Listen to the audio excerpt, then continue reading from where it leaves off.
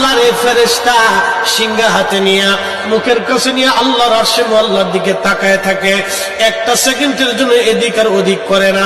কখন রব হুকুম দিবে সিংহায় ফুৎকার দেওয়ার জন্য, যখন সিংহায় ফুৎকার দিবে কুরআন বলতেছে ইদাস সামাউ ফাতারাত, আকাশ ভেঙ্গে ভেঙ্গে ভেঙ্গে ভেঙ্গে পড়তে থাকবে।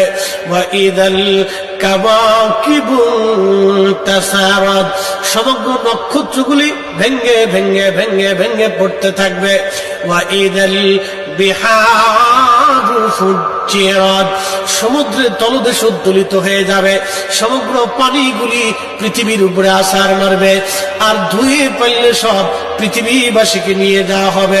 ওয়া ইদাল কুবুরু বুসিরাত, কবরের ভিতরে যাহা আছে সব আমার মালিক আমার রব বের করে দিবে।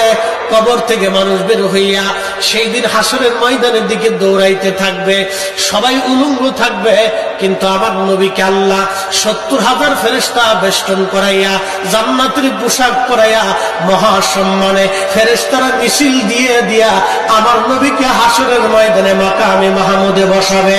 একবার জোরে বলা যাবে কি আল্লাহু আকবার। বাজান মুসলমান, খুব মনোযোগ দেন। হযরত ইউনূস আলাইহিস সালামের কথা বলছিলাম, মাছের পেটের ভিতরে ইউনূস।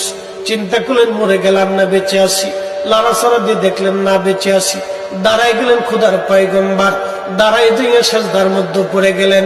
মাছের পেটের মধ্যে সেজদার মধ্যে পড়ে বলতেছে লা ইলাহা ইল্লা আনতা সুবহানাকা। বিপদের দোয়া, কঠিন মুসিবতের মধ্যে যদি পড়ে যান তাহলে খতম ইউনূস এই দোয়াটা খতম দিতে থাকবেন।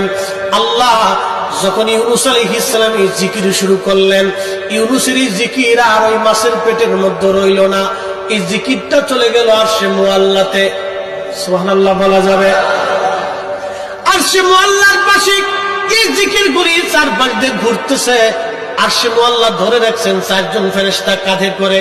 এই ৪ জন ফেরেশতা আল্লাহকে ডাক দেবে, রব আপনার বান্দা ইউনূস তিনি জীবনে ভালো অবস্থায় থাকার সময় আপনার জিকির করেছে, আজকে সে মাছের পেটের ভিতরে পড়ে গভীর সমুদ্রের মধ্যে আপনার জিকির করতেছে। আল্লাহ ইউনূসের জিকিরের আওয়াজ আরশে মুআল্লার চারপাশ দিয়ে ঘুরতেছে। আল্লাহ আপনি আপনার ইউনূসকে মাফ করে দেন। আল্লাহ নবী বলেন উম্মত রে, ওই সময় যদি ইউনূস সেজদার মধ্যে পড়ে এই দোয়া না পড়তেন তাহলে কিয়ামত পর্যন্ত আল্লাহ ইউনূসকে মাছের পেটের মধ্যে ওইভাবে রেখে দিতেন। হযরত ইউনূস ওই সময় জিকির করতেছিলেন, এমন সময় ইউনূস আলাইহিস সালাম ডাক দিলেন, হে রব সমুদ্রের ভিতর থেকে আপনার জিকিরের আওয়াজ আসে, সমুদ্রের ভিতরে আপনার জিকির করে কে? আল্লাহ ডাক দিয়ে বলেন, ইউনূস তুমি সমুদ্রের ভিতরে জিকিরের আওয়াজ শোনো। সমুদ্রের পানি আমার জিকির করে, সমুদ্রের কঙ্কর আমি আল্লাহ জিকির করে, সমুদ্রের পাথর আমি আল্লাহ জিকির করে, সমুদ্রের বালুকণা আমি আল্লাহ জিকির করে, সমুদ্রের মাছ আমি আল্লাহ জিকির করে, সমুদ্রের শ্যাওলা আমি আল্লাহ জিকির করে, সমুদ্রের নিচে গাছ আমি আল্লাহ জিকির করে, সমুদ্রের নিচের পাহাড় আমি আল্লাহ জিকির করে। ওই জিকিরের আওয়াজ ইউনূস তোমার কানে লাগতেছে। আল্লাহ